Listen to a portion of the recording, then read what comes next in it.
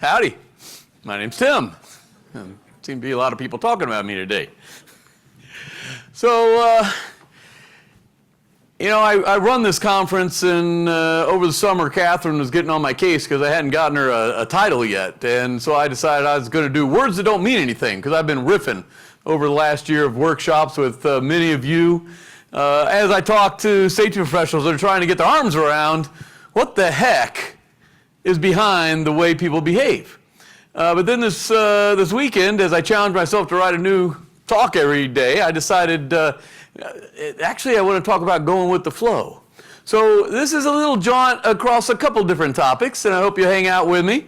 But I think they'll work together. So let's start with refinery, who has a port out into a bay. In that port, they got their supplies coming in and supplies going out. They're filling up large vessels to ship their petroleum overseas and the like. And at this port, you got a number of operators who, among other things, have to take hoses, hook them up to the refinery's outgoing lines and put it onto the incoming lines of the tankers and transfer the petroleum products that then they take to market. So one of the things they have to do is go to some existing lines that have what they call bands on them that block the hoses coming in, and take off that band so they can then couple up and put the hose on. And those bands have little pressure gauges. Those pressure gauges are sensing if there's still latent pressure in those hoses.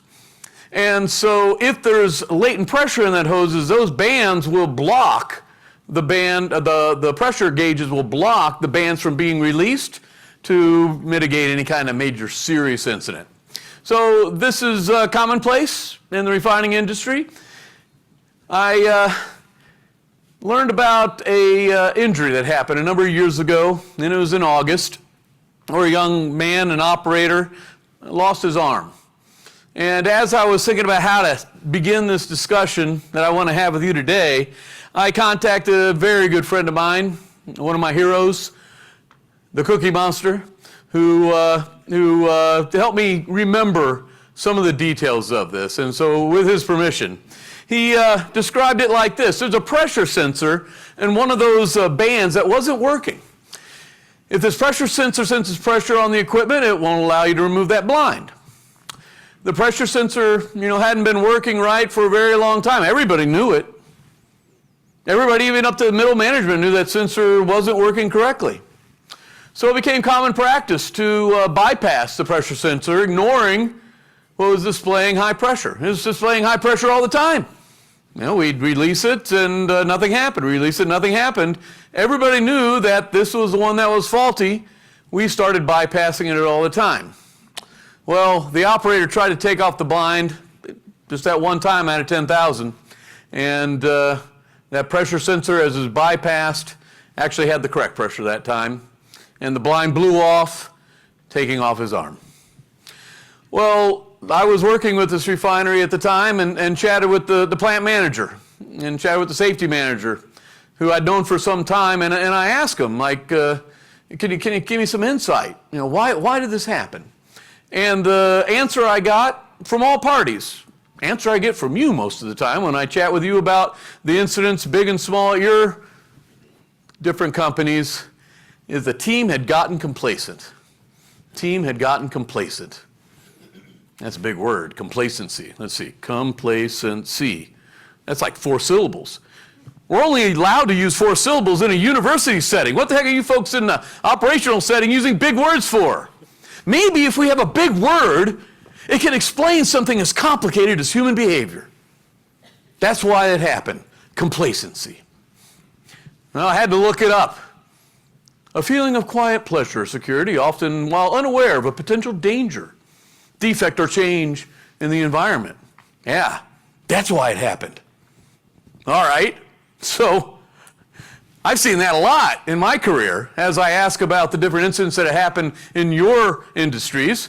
We got chemists ignoring alarms in a lab Alarm's going off, we just ignore it because that thing keeps blowing off all the time. Machine operators skipping inspections. Electricians reaching into active transporters. We've got miners transporting detonators with explosives. So you're not supposed to have the detonators with the explosives separate, please. Construction supervisors pencil whipping job hazard analyses. Textile workers walking the path of autonomous vehicles. Maintenance workers clipping lanyards on their vest as they go up just so it won't get in the way. And you texting while driving. Yeah. So I get that question a lot. How do we deal with this mystery of why people do these things? The answer I usually get when I ask them, what do you think? Complacency. Or maybe other big words. Indifference. That's another 4-letter word. They're indifferent. They don't really care.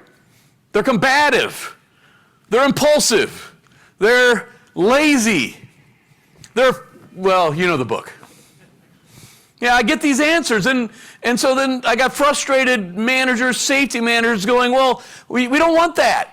We got these patterns of behaviors that just lead us down the wrong path. How do we create? We got to create the right thing to get our workers to work safe. So how do we create situational awareness? Situational awareness. Wow. We need to give away honorary doctorates here for this, big words.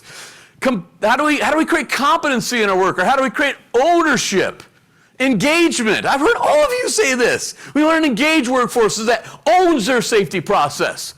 And ultimately, we want to build a culture, a safety culture, a work culture that sets the occasion for everybody to work safe. Yeah. You know, why do you ask me those questions? I don't work for a living. I work at a university with Sean. We have the pit. We work with students. We don't do any work. Why are you asking me? Well, the reason you're asking me, and others like me, Scott and other friends of mine, is because you don't really understand what these mean, do you? You don't understand these words. And I can prove it to you. Right now, I can prove it to you, because if you did understand, you would have already done something about it, now wouldn't you? Right? If you understood complacency, you weren't just going to, okay, now we understand it, we'll just let everybody be complacent. No, you would have done something about it. Simple enough. You don't understand these words, you would have done something about it. I mean, come on, we've been force-fed these words, haven't we? Who's been to a safety conference recently? Other than this one? Okay, good. No, I've been to plenty. ASSP, NCS, there's always some dude up there with a big safety culture model filled with adjectives, big words that don't mean anything. And you know what? How they define the big words that don't mean anything? With other big words that also don't mean anything. And then you have this big word salad of words that don't mean anything, and then everybody's nodding and acting like they know, and then they start talking about it with each other, and they go home and they're like, what the heck was that? What do I do with that? I don't know. So in psychology, I'm trained in psychology to take words that don't mean anything and do something with them. In psychology, we call these big words constructs. You ever heard of that term, constructs? The word construct is an idea or theory containing various conceptual elements, typically one considered to be subjective and not based on reality. Yeah, so psychology, we're used to dealing with these things called constructs. You know why we call them constructs? Because we just constructed a term to explain something we don't understand either. Yeah, so even the professionals, with my colleagues, even the professionals, hey Jack, hey Tim, hey Sean, are working to try to understand words that don't mean anything. So what luck do we have when we get into the work environment? So these are words that don't mean anything. And so look at what we've done with culture, for God's sake. We got like a 4x4 matrix saying culture is collaboration, control, cultivation, competency, et cetera, et cetera. Well, what good's that going to do? Operational leadership and the frontline employees that are trying to change something. Einstein said, if you can't explain something simply, well, then you just don't understand it well enough. William of Ockham, a monk, centuries ago, said all things being equal, the simplest solution tends to be the best one. You've heard of Occam's razor? I think psychology could use a shave. We've also heard this term. Words mean nothing without action. So let me ask you a simple question. You safety managers out there, Reed, Kevin, Chris, who are you trying to really influence? You trying to impress folks like me using big words? No. You're working with these folks. Crusty, experienced folks that work among the hazards, taking the risks that earn your company its profit. The leaders and our frontline operators. Leaders and our frontline operators. Most every company. Sure, Tape, do you have like a part of a division in your company called operations? Probably, right? Gildan, do you get operations? Honduras? Operations? Our nuclear labs out in Idaho? Operators? Indeed. That's who you're trying to influence, right? As safety professionals? These folks called operators? So, then, why, Chris, are you having discussions like this? You're out there saying, we're going to build a safety culture full of engagement and ownership. We need you to exhibit leadership, exhibiting the values of integrity, commitment, and gobbledygook. And I brought this one out for my friend Ray in South Africa, a picture I took when we were trying to say kind of the same thing. And there's his leadership team, and he is CEO of the company. And they're listening to this discussion about safety culture, ownership, and engagement. And we got a bunch of, what? And then, of course, JC's there sleeping. You notice that? Yeah.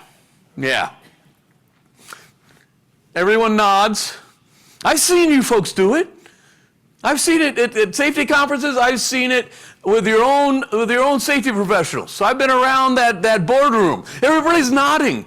Yeah, safety culture. Oh yeah, engagement. Yeah, you've been there, right? Your top leader is sitting there going, we need more engagement. We need ownership, and everybody's nodding. And what happens is everybody looks at each other to see how much they're nodding. And then you got to nod more than the other person because, maybe like the top boss is there. And you got to make sure you're nodding more than everybody else so the top boss sees that you're agreeing with it. So everybody's nodding. Yeah, we need engagement. We need ownership. But nobody understands, right? Nobody really understands. Tactically what to do, nothing gets done. Seen it over and over and over again. And by the way, students do that too. So, operations and our operators on the front line, they do stuff. Production, maintenance, distribution. They do stuff.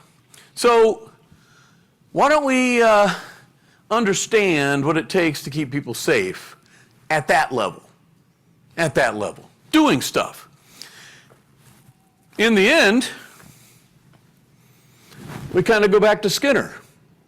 Scott introduced you to Skinner earlier, right? I got to meet Skinner, the first conference I went to with Scott. He was older. He was the king, up there signing autographs, very humble. You saw him eating lunch with other people. You go up and talk to him. No problem. And, when I was in grad school, we learned all the big scientific terms. And one of the terms that we learned was Skinner called behavior the operant. And I wrote it down and got the definition and went, okay, that's a big word. And then I started this consulting thing. I started this teaching thing. And I learned pretty quickly that I couldn't use the big words and big concepts that I learned in my graduate classes. It just fell away. Scott Sink taught me that. Like, what the heck are you doing to talk about this stuff? So operant, it was gone. Until I started working with y'all, operators, and really understand the wisdom of what Skinner was trying to portray when he used the word operant for behavior. What he meant was, we're operating our body. We're operating our body to get something we desire. Kind of thirsty. It does get hot up here, right? Watch me. Just watch. You're allowed to. Don't be creepy about it. I'm going to operate my body to get something I need based on the situation I'm in.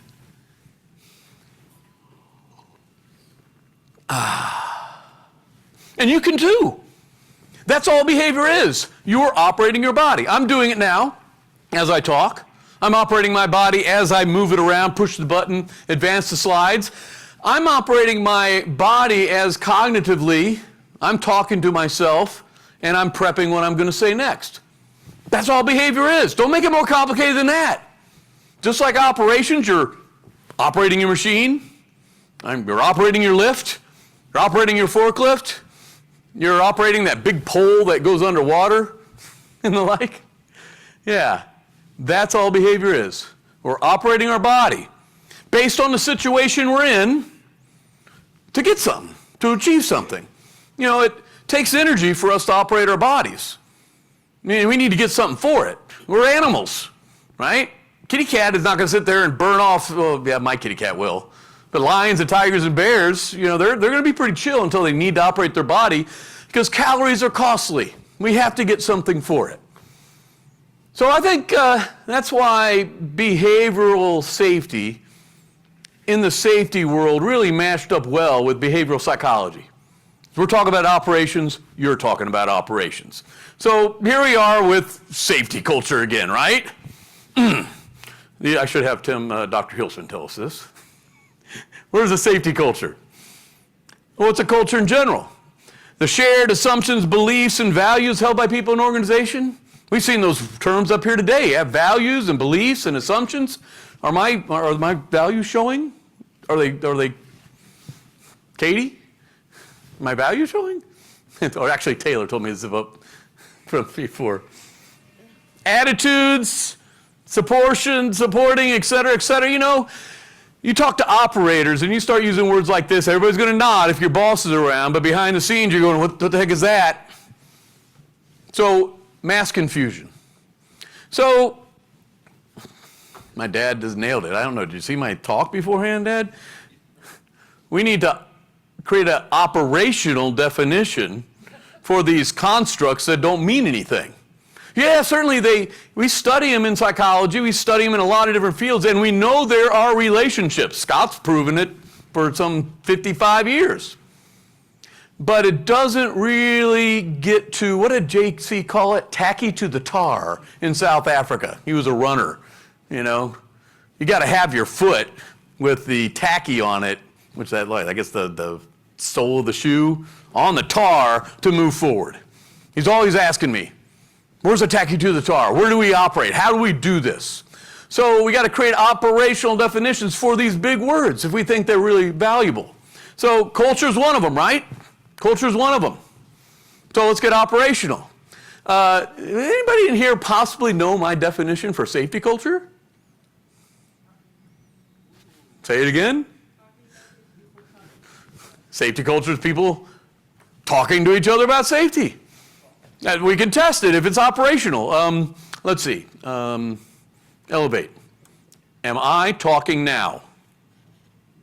Yeah. Has Lance been talking in the last half hour? No. You know if it's happening. I'm operating my body. I'm talking. So we got ourselves a definition. I invite you to go check out a book if you want to learn more about that. Oh yeah, but we want to have engagement with our employees. Well, safety engagement is asking our front line to talk about safety. Asking about how to do the task safer. Ask how to remove those barriers that John was talking about in his talk before here. I don't know who the heck put John Simmons before me, but that person needs to be fired. That was amazing. That message, did you get that? We got to align our systems so the front line's not in a position to take a risk. How do we know what systems to align? We've got to ask our employees. They know. They're the ones who know. And that would be engagement. Asking. Ownership. We want our workers to own safety. Well, safety ownership is the front line doing what they said they were going to do when you asked. Bam. Any questions? Everybody got that down? You didn't even write that down, did you? Pretty deep, right? Yeah. These are we can do that. We know what to do. We don't know what to do. You know, being a human is quite confusing. Kitty cat doesn't go around worrying about their existence. Kitty cat doesn't have to explain the existential drive of why I'm motivated to do something and what values I got. Kitty cat just is. Us humans, since we're social creatures, as Ryan talked about, we got this big brain that just started making up stuff. We can, you have a kitty cat, it can be under threat from a lion. And kitty cat acts on that. Fight or flight, gets the heck out of there. And, same for us. If we had a threat, we'd all get kind of scared and like. But we can threaten ourselves just by thinking. So we have this great human experience that we try to translate to each other and describe. It's been happening since ancient times. There are over 700 different hieroglyphs, symbols the ancient Egyptians used, not only in commerce, but to describe their experiences. 700. The ancient Chinese had over 2,500 different characters. Yeah, not a lot of progress back then, but they're trying. Somebody came along, and I think the Chinese beat us to it. The Romans came along, and we kind of knocked it down to 26. 2,600 down to 26. And suddenly we're able to translate that experience better. Instead of having one symbol that meant a whole concept, now we just have the elements, the alphabet that we could put together to describe. And we did a lot better. Start changing the world. Start taking it over. Yeah. Modern world. Scott, nowadays, students use computers. Right, in their class. They got phones in front of them. They got computers. I don't see their eyes anymore. They're looking at their computers. It's the same slides as I got it behind me. They're looking at the computers. How do all these computers work? They got some mysterious code that translates into anything? No, as you know, you've been able to break it down to just ones and zeros. Ones and zeros in particular patterns, and we end up managing the world in the information age with an accelerated curve of progress that we've never had in human history. 2,600 symbols down to 2. In fact, they say the next generation of code may be quantum. So quantum, what, is a quirk up and a quirk down, or the other way, and you separate them and that kind of thing? But some people say that harnessing the human genome, ATCG, may be the way that our computers go in the future, maybe the way biologically that we can communicate and translate human experience in a different way. And my point here is, as scientists really make advances, they get down to the base elements and then build from there instead of starting with words that don't mean anything. So in my science, we've seen it. The body operates based on 3 principles, A, B, C. You have what we call the antecedent. I wish we would have come up with a better word for that, Scott. I mean, come on, antecedent.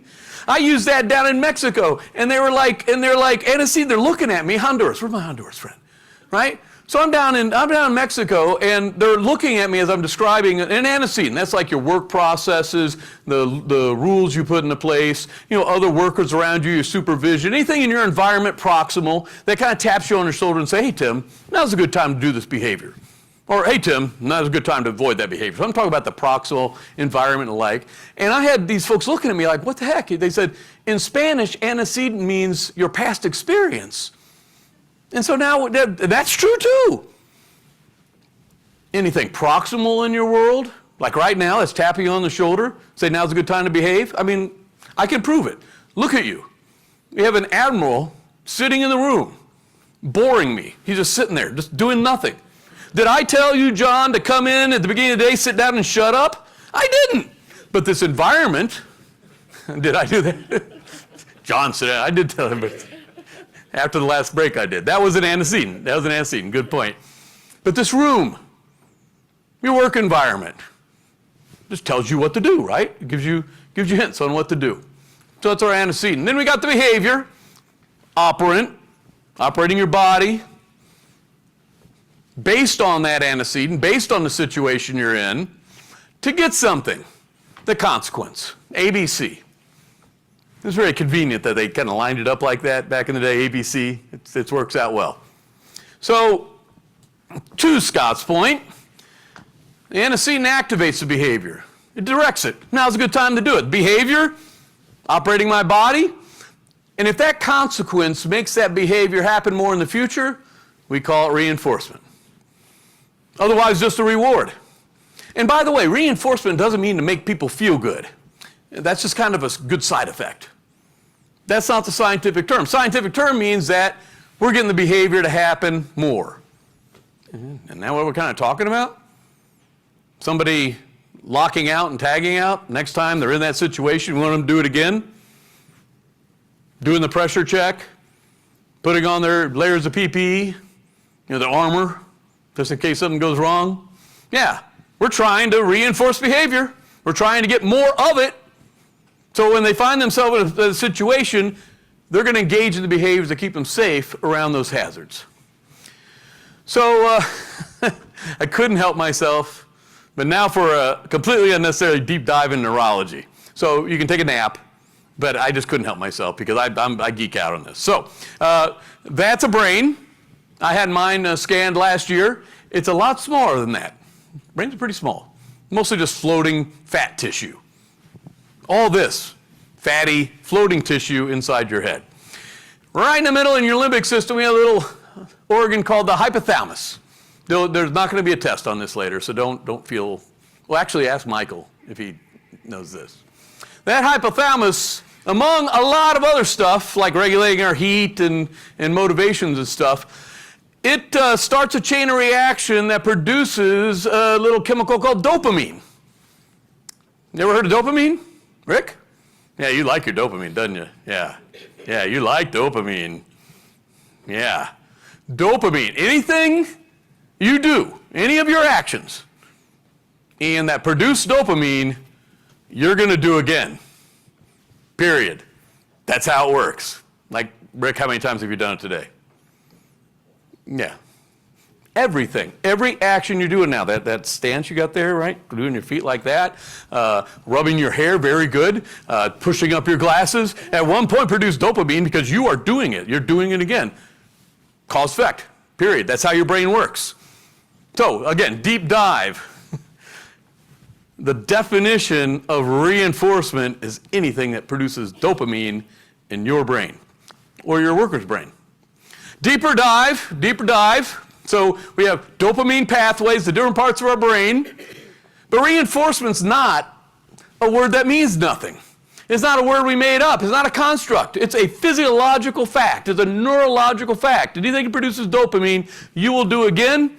Anything you do repeatedly means it has been reinforced. As they say in Italy,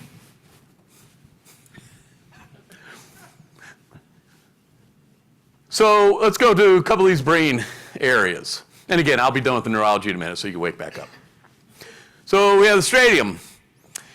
That's an area that produces the quickest way of saying is your goal-directed behaviors. We heard from John how his life got changed in the last 10 years because of the goals he set and the decisions he made. When dopamine hits this, you do more of it. Have another area of the brain, the cingulate cortex, the corpus callosum. The cingulate cortex, it's active when you find errors and fix it. Dopamine hits it. Guess what? You do that more. We got another area of the brain, right there in the middle in blue, that actually manages your decision to move. In other words, when dopamine hits these parts of your brain after you move, what dopamine does is strengthen those neural connections so they're more likely to fire in the future, hardwiring your behavior. Simple as that. Dopamine doesn't necessarily go neuron to neuron. They found out that dopamine sprays an entire area of the brain, making the connections that were just active stronger, thereby more likely to happen. And then we get to the frontal lobe, the crowning achievement of us humans. Kitty cat doesn't have much of this. This is the area of your brain, as my cognitive psychologist friends tell me, finds patterns in the environment. Finds patterns in the environment, and then, the reason it's doing that is it's trying to predict where the dopamine's going to be. dopamine going to be here? No, not. Oh yeah, there's Tracy. Kind of dopamine. Where's Reggie? I need a cookie. There's a cookie. Dopamine. Over here? No, look at that. The dude's sitting like this and got that. I'm going to go over here. I predict there's a cookie. Yeah, I'm trying to find patterns in the environment, and I'm trying to predict how much dopamine I'm going to get based on the situation I'm in. Now, to get really geeky, your frontal lobe sends information back to the hypothalamus going, that's just the right amount of dopamine. Mwah. Thank you very much. And then I get back in that same situation again. The cookie's gone. What happened to Reggie? Right? Oh, I predicted this amount of dopamine, and I got that amount of dopamine. So then your frontal lobe sends to your hypothalamus, hey, next time in this situation, I don't need that much dopamine, making you less likely to go in that situation and do it. But maybe I go in that situation, I get more dopamine than ever. We got Katie and Taylor and all the guys from N&L, and that's a ton of dopamine. I haven't seen them for a year, right? And so the next time I go in that situation, the frontal lobe's telling the hypothalamus, hey, next time we go to N&L, bunch of dopamine. Like Rockingham, bunch of dopamine. So what your frontal lobe's doing is guessing, is trying to predict how much dopamine the hypothalamus should be ready to produce when you go in that new situation. And then when you get in the new situation, it tests how much you actually got, which is what you did, and it's a feedback loop. Now, if you've followed me to this point, and if you're old enough, you remember when AI tried to create the blue computer, IBM blue computer, and we were playing against humans? So initial AI, the way the coders put it together was that, thank you. I work with the football team for that, but they did a little early. But that's dopamine. The first AI came out, and what coders were doing is in chess, like I make a move, and the computer is going to calculate all its possible moves, and all the possible moves I'll do to that move, and all the possible moves from that in this huge tree. So all the possible outcomes of all the possible moves that it and I would make over the whole game just to decide its next move. And AI kind of went nowhere for a while. Sean did a great speech last year that I'm kind of stealing when it comes to the big advance in AI came when they replicated what our brain does with dopamine. They call it deep reinforcement learning. Finding patterns, seeing what happens, and letting that drive your next decision. We know that our front line has brains. I've worked with enough of them. Managers, not so sure just yet. But I do know they're human and there's hope for them. Seeking out dopamine, trying to predict the environment they're in based on past experience, antecedent, to determine their next action, reinforced by dopamine. All right, so that's the end of the completely unnecessary deep dive into neurology. Now back to our regular program. So what's the only question that a safety professional should be asking is what's reinforcing the safe behaviors that'll keep people out of harm's way? And if I've seen behaviors that put them at risk, what's reinforcing that? And after John's talk, I wish I had a slide here I could add to it saying what's reinforcing the frontline supervisor's behavior. We had a long discussion about that at Mesa. We argued whether frontline supervisors were humans or not. And I said, they are. And then we got the engineers. What's reinforcing theirs? Plant managers, operation managers, maintenance managers, et cetera. That should be what we ask. We don't really need to go further. So really, we need to go with the flow. So this is why I thought maybe a better title would be Go with the Flow. Because behaviors like a river flowing along a riverbed. So, antecedent behavior consequence. When you first go to work, or you get into a new situation, just show up at a safety conference, for example. You don't really know where to go. Where am I going to sit? I don't know. Your behavior is everywhere. Look at that. There's no direction. So a river will just flood out. So the antecedents are kind of like the banks of a river, telling it where to go. Yeah, go this way far. Now go this way. Now go this way. Right? It directs the river. And think about your rules. Think about your work processes. Think about your supervisors. Think about all the safety controls we put in place. It's basically saying, hey, worker, go this way, and then go this way. Not too far, go back. So we can direct behavior. Those are what our antecedents are in our life, and that's what it is in the work life. So behavior is going to follow those paths. If we don't build them strong enough, you're going to get different paths. You get behavioral variance. Doing different things at different times, different people doing different things, you get different paths.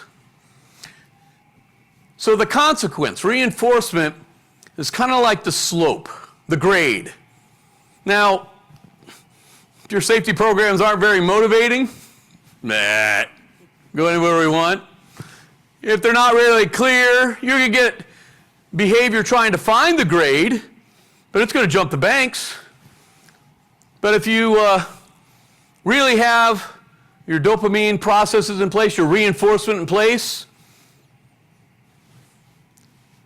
this little gorge here, Yellowstone National Park, picture I took last year. Yeah, that's been honed out over eons.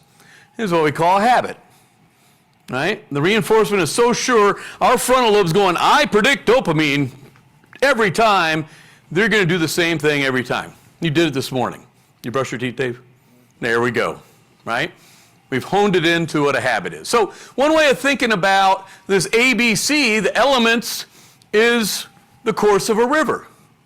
So I often get asked, why did the worker do this that put him at risk? I have to describe that with Skinner's concept of behavior of operant wasn't necessarily what happened in that moment. It's the product of basically everything that's happened before. And we can get back to childhood and talk about that. But really, if you really think about the task we put our workers in, it's a workflow. A workflow.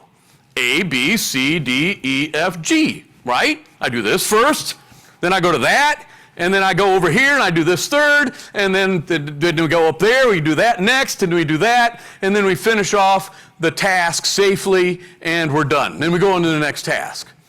So too often, especially with PPE, you go and see somebody without PPE and you act like it just happened then. No, PPE happens A, B, C, D, F, G, just like everything else. Just like you do when you put on your safety belt in the morning. Anybody put on their safety belt in the morning? Probably so much, right? That's a habit. It's well grooved in. You probably do this. A, B, C, you're sitting down, you grab your safety belt, E, F, G, go. And so it's in there. And one after another, grooved in. Yellowstone Gorge. When do you tend to forget your safety belt? I don't know, I'm carrying that cake for the leaks team because they succeeded. So A, B, C, up, F, G, Rome. I don't have my belt on. Not even aware. Because I've been so habitual, I get out of that pattern, it's gone. Same thing with PPE. It's not something that happened right then. It was part of a string, A, B, C, D, E, F, G. Something got disrupted, and the normal habit got disrupted. Somebody came talk to me, I wiped sweat off my head, et cetera, et cetera. So let's think about the workflow. Behavior is not a product of the one moment in time, it's a product of the entire workflow and a lot of other things that are happening in the environment. So just as a river can jump its banks, the natural reinforcers in the environment, getting to talk with my friend, taking a phone call, finishing up something that benefits me more than this task, the social reinforcers in the environment, my buddies around me and the like, they're there too. That's happening. A, B, C, well, hey, John, how you doing? F, G. A, B, C, hey, Tracy, John. A, B, C, hey, man, how about those Cowboys? They're going to beat the Houston this year? Yeah. They will. I doubt it. Behavior can jump its banks. Behavior can jump its banks because it's searching for the lower grade. Just like water, always searching for the downward slope. Behavior is doing the same thing. So I was, about a year and a half ago, I was in Colorado working with electrical, residential, and business services company, kind of like the electrical services company that help all of us keep our lights on and businesses going. And I was doing workshops, and I had the CEO of the company come to one of the workshops. Ray will play that position since he's the CEO, and he tells me about a situation where he had a seasoned electrician who was working on a transformer. A transformer is where you take a lot of energy and you spread it out to a lot of different lower energy things. So obviously the transformer has a lot of energy in it, and you got to lock it out and tag it out. Every electrician knows this. Any electricians in here? Good. So maybe I'm not going to be completely accurate. But you do, I think we all agree, right? You probably, hopefully you go down to the basement and turn off the circuit before you go and change it. Okay. So we're in this situation where this guy works on the transformer, does a pretty complicated job, gets it done, turns it back on, does an interim test, everything's working well, and was packing up to go to the next job and says, "Where's my wrench?" And he looks in the transformer, and you can see in up against one of the sides of it, his wrench was right there where he was working before. Now, if you want to safely get that wrench out, you'd have to go through the whole lockout tagout process, which can be complicated, as many of you well know. And he looked in there, he goes, "You know, the energy's it's over there. You know, I could just kind of jimmy a hand in there," and an arc flash happened. The gentleman was okay, but the CEO said he was thrown back 16 feet. He was lucky he's alive. Really, he was actually fairly sound after, probably a little wet, but he did okay. But Tim, I know you're talking about this behavior and consequences, the reinforcement and all that stuff. Why would somebody do this? He's knowledgeable. This is one of our senior electricians, been working with us for 16 years. He knows lockout, tagout. We got rules upon rules. He's gone. He's fired. Why would someone do this? It's a good question, right? A good question. So, as John said, as many other people said, you know, we look at the reinforcers, and I alluded to this earlier. We're efficiency machines, us humans. Right? 60% of the sugars you eat, Velma, are used up by your brain. That's why we like sugar so much. Kitty cat, dogs, they don't like sugar. Why do we like sugar so much? That big brain of yours. So if you're a sugaraholic, you're just too smart. It takes a lot of energy to run this thing. It takes a lot of energy to run our bodies. So our brain is designed to be efficient, period. No way around it. So anything that saves time or is less effort, dopamine, natural reinforcer. So, oh, that's my next slide. I forgot to put this in. Yeah, so this brain of ours is actually quite fascinating. I'm sorry, I'm going into another unnecessary piece of neurology, but I'll warn you when we're getting back to something you have to pay attention to. Okay? So all this right here that you're experiencing, my voice, the thoughts that you're having, the experience of the cheering of our football team getting ready to play Clemson, the sweat that's kind of running down your butt crack. That happening to you too? That's why we got the ass cushions. All of that, your conscious experience, your brain is only dedicating 120 bits a second. Now, who's old like me? You guys look old, right? Remember when you first had the computers and you had to take out the memory and put more memory in? Remember that? The little stick was like 120 bits a second, right? Now our iPhone has over 5 trillion, 8 different 5 trillion processors that create 5 trillion bits a second. And here we are taking over the world with this 120 bits a second. The human brain is we're so energy efficient. We can perform a billion mathematical operations per second with just 20 watts of power up there. So guess what? We're going to try to save time. We're going to try to keep our efforts to where they need to be. Okay, that's the real end of the completely unnecessary neurology here. Why would somebody put their hand in a transformer, while it's active instead of locking out and tagging out. So I had to ask them, well, why do you think? Avery Dennison, why do you think they did that? It would take too long, so they were trying to save time, right? Well, what would be the downside if something happened? What could happen to them? Do you guys know about this in church tape? Yeah. Death! Death! So here's the question I got for you. Save time or death? Save time or death, Scott? Save time. Oh, save time. Let's see. Let's go to the heavy work here. Save time or death? Save time or death? We're going to save time. We're going to save time. Absolutely. Save time every time. Even though death, death. Well, how many times did you take that shortcut and save time? Every time. How many times did you take that shortcut and died? None. Based on your previous experience, antecedent, save time. Save time. So, but the answer to following the reinforcer saving time, going to win every time. But it's not always the response cost. That's what we call how much energy a behavior takes.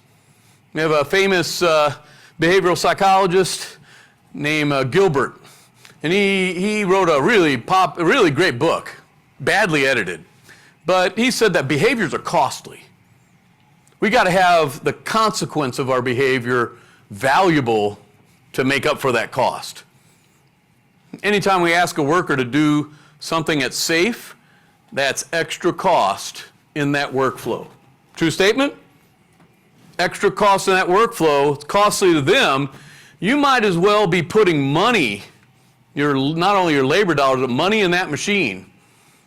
It's got to be valuable for them. But the answer is not always response cost. There was a maintenance team. Got called by a plant manager.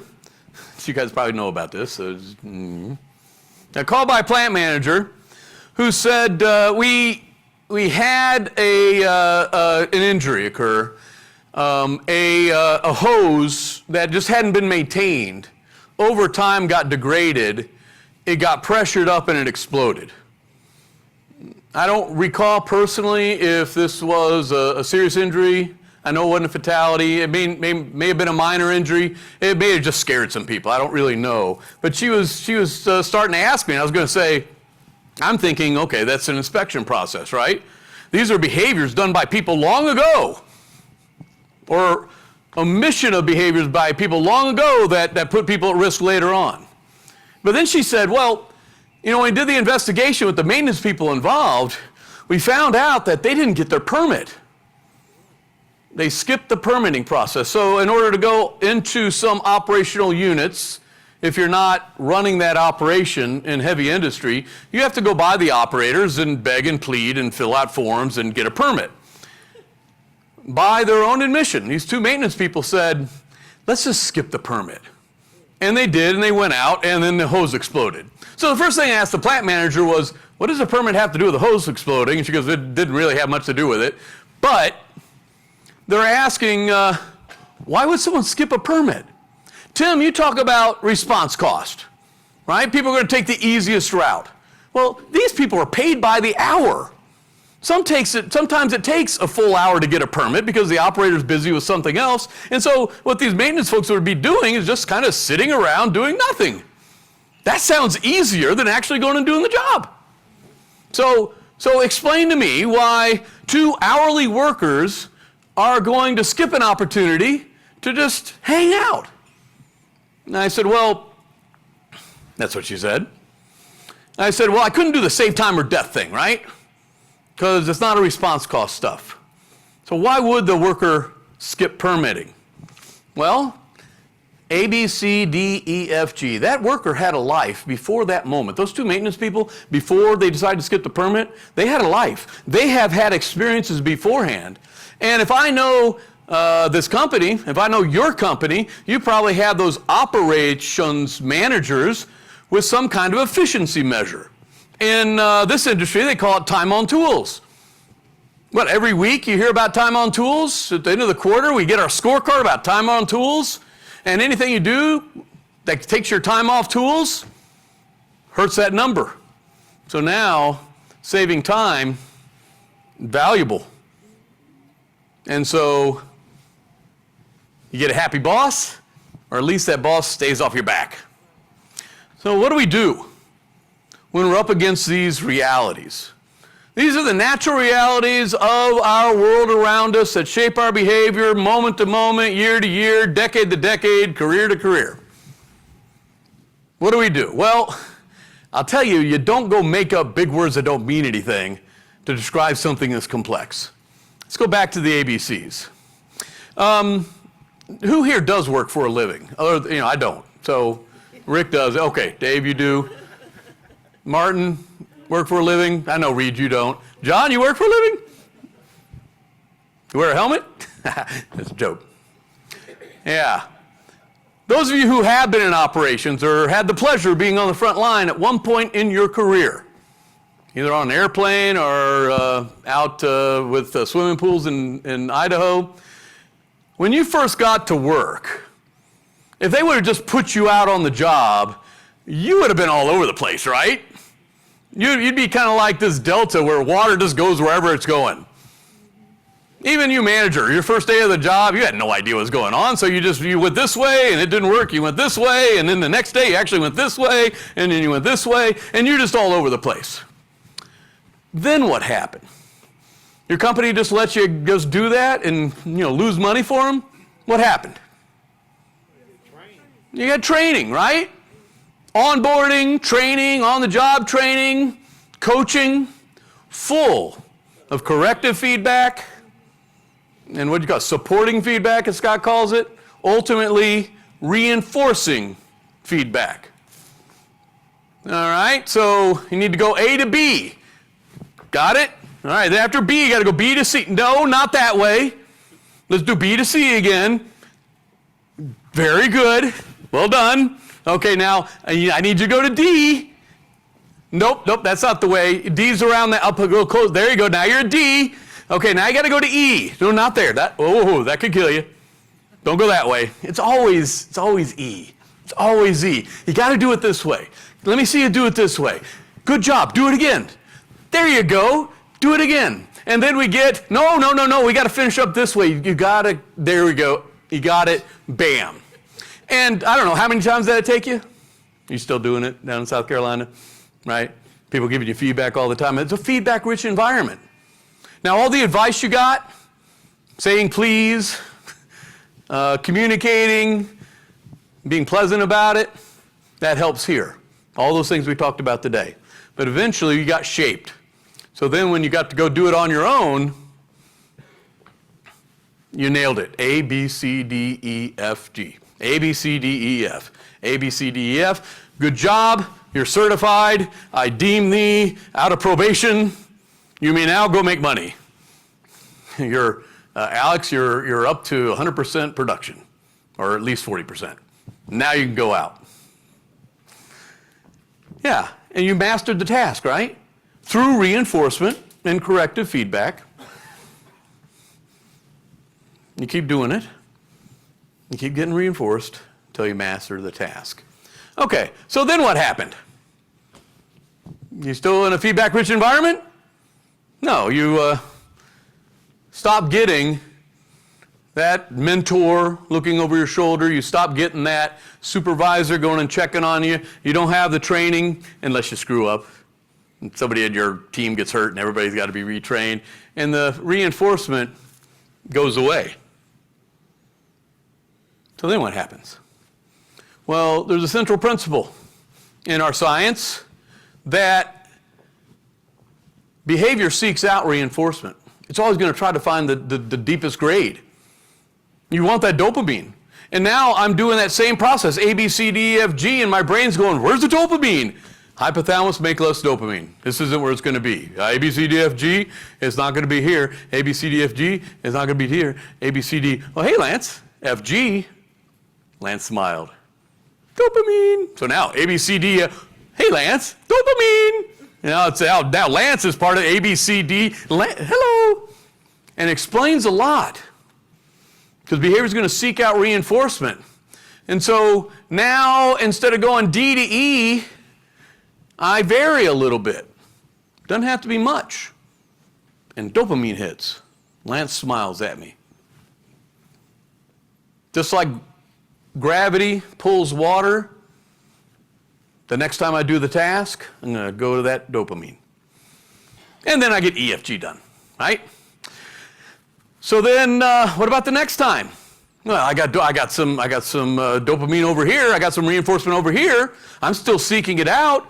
Now I'm off track, and I take another step.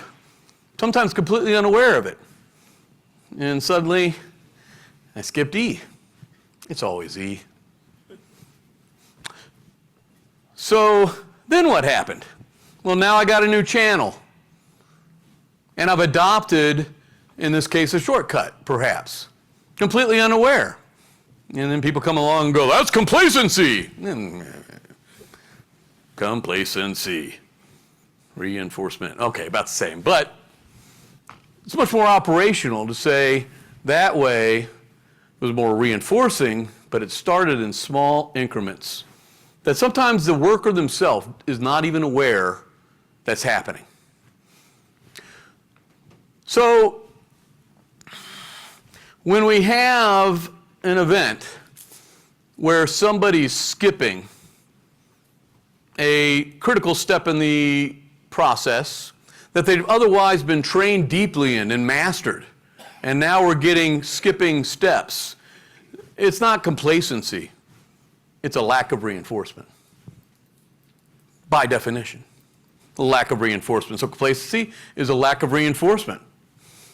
And managers, work teams, frontline employees may not even be aware it happens. Most of the time, we're not even aware. We call this normalization of deviance.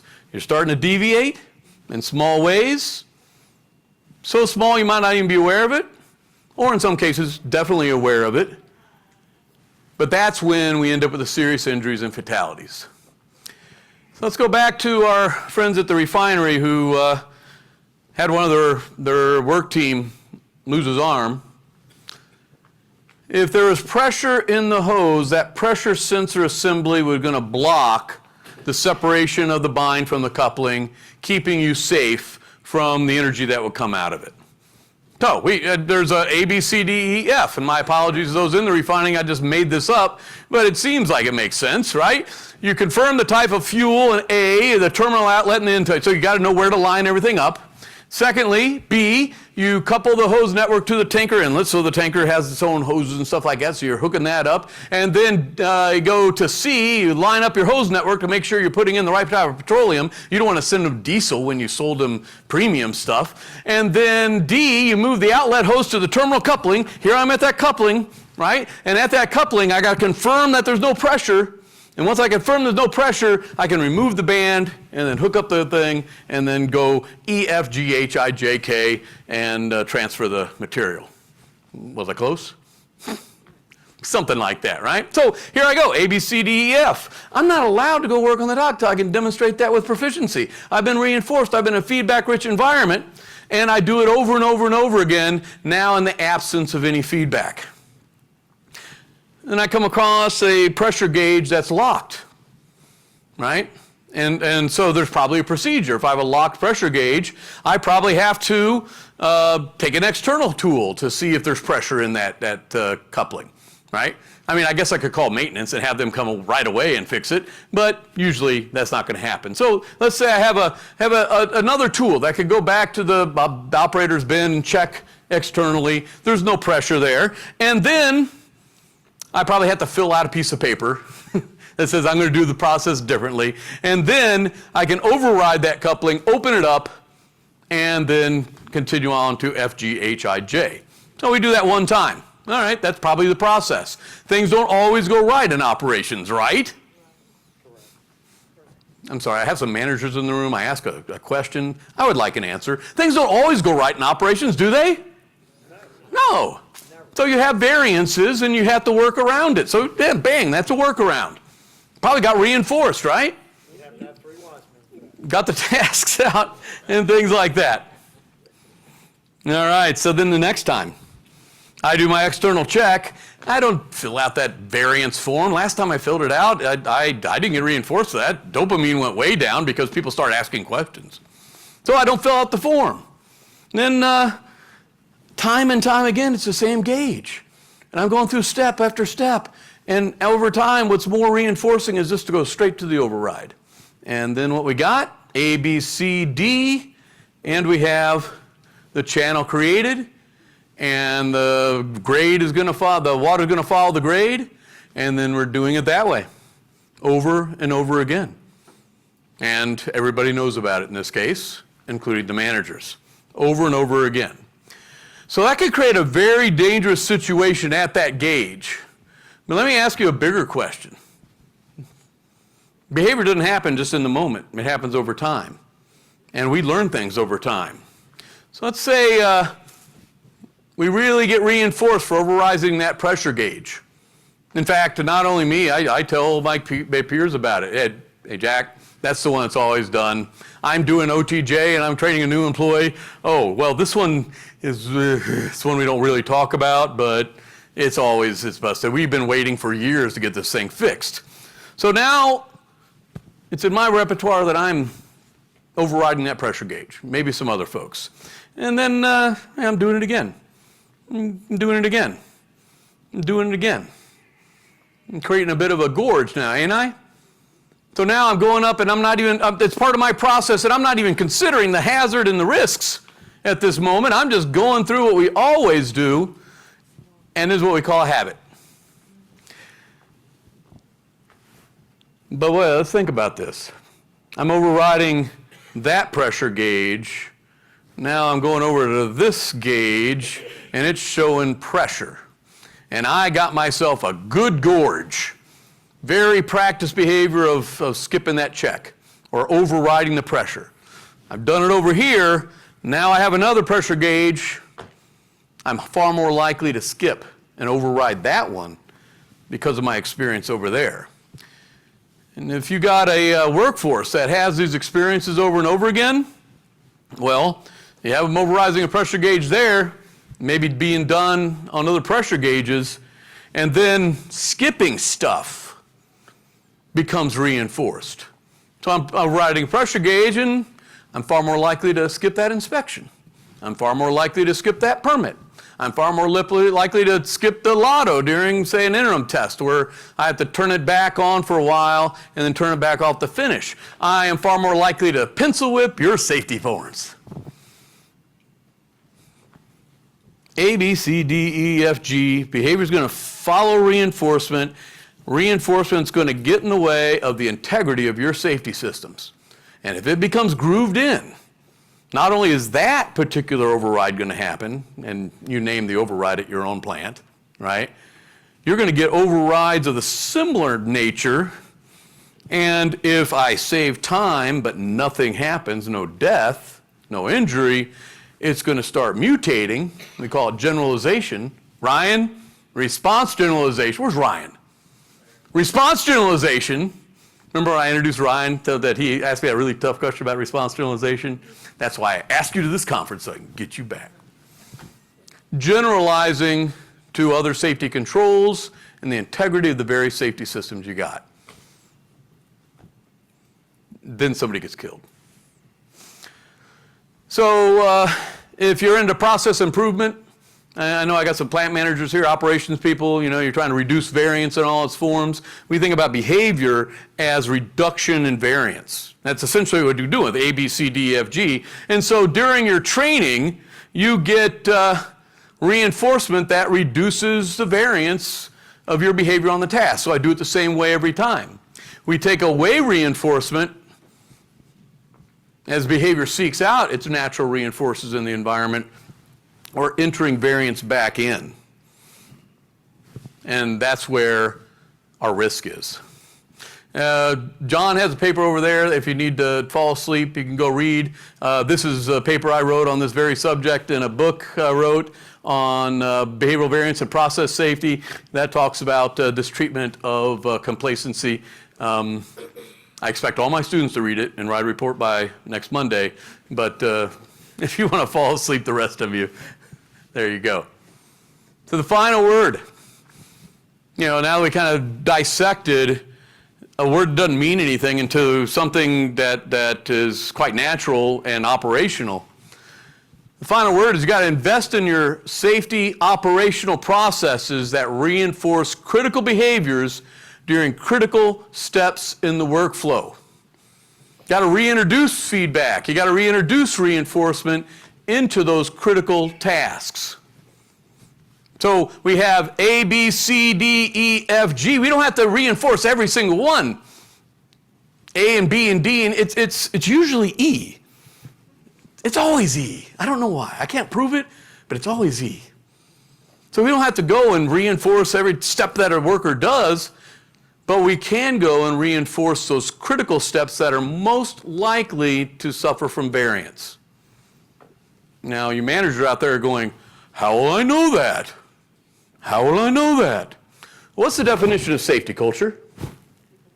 People talking to each other about safety. What's the definition of engagement? Do I have to go back? We can be here all night. I own this conference. What's the definition of engagement? Asking our workers, because they're the ones who truly know where that variance is. And we saw from the boots on the ground. We heard from IRD, we heard from Marathon Robinson. Bill Drake got up here and said, it has to be no name, no blame. There has to be the conditions so the workers feel comfortable and the right to talk about where they're varying, where those gauges are being overridden, and who are they going to tell? Managers? No, they'll tell each other. They'll tell each other. And then we can discover where that variance is. What's the definition of ownership? The employees going and doing what you ask them about. So we don't have to do every step. But when we target in our behavioral sheets as well, we got to make sure we're watching and engaging that. It's usually E. So invest in those safety processes that reinforce critical work behavior. So in behavioral safety, Scott and I don't call it BBS anymore, even though Scott came up with the term a long time ago. Because that's an observational process that's typical of the kind of programs we heard a lot of great things about here during today. Behavioral safety is anything you do to manage the behavior of your workforce. Everything. Every step of your safety management system is a behavioral safety program. Are you targeting the critical task at the critical time where the critical variance is? Or are you doing some big, overriding statement? Wear your PPE. Don't do this, don't do that. As Ryan said, people go, oh, that's a good idea. I should do it that way then. Don't override. I can do that, really? That was brilliant, Ryan. Yeah, so, your buddy programs, your task audits, if you can engineer your supervision to be targeted instead of general. And by the way, let your frontline supervisors be frontline supervisors instead of having to call you all the damn time, all right? And, of course, behavior-based safety. Anything that puts eyes on the task at those critical moments and can offer reinforcement. Reinforcement doesn't mean making someone feel good. You don't have to hand them a cookie. Feeling good is just a beneficial side effect of dopamine flooding your frontal lobe. Woo, that little jolly you get, right? So you don't have to do it every time. We've known in our science all the way back to Skinner that intermittent reinforcement, not getting it every time, is actually more powerful than getting it every time. Who's going to Cherokee and gambling after this? Intermittent reinforcement. You don't get it all the time. You get it every now and then. It keeps you coming back. Oh, I'm sorry, golf. So you don't have to do it every time, but it does need to be engineered in your safety systems, your behavior-based systems, behavior observation systems, and in your operational systems, you managers. So ask your workers to target the high risk and high behavioral variance within the critical work tasks out there. Involve your workers. Add behavioral observations to the safety management systems. Get them. They're more likely to talk to each other about honest things. And then let your workers do the reinforcement. I know you're important, managers, and you're coming in with your cape on and saying, I dubbed thee a good worker. Well done. And you think, I have now reinforced them. They'll always do it that way. And as Scott said, or John said, or somebody, you went out and everybody beat you up at the playground. Workers far more value each other noticing the extra steps they do. So go with the flow. And don't use words that mean nothing. And with that, I'm going to turn it over to my colleague, Sean Bergman, who will tell you about where to eat tonight, how we're going to do this tomorrow. But in my final word, I want to say, being here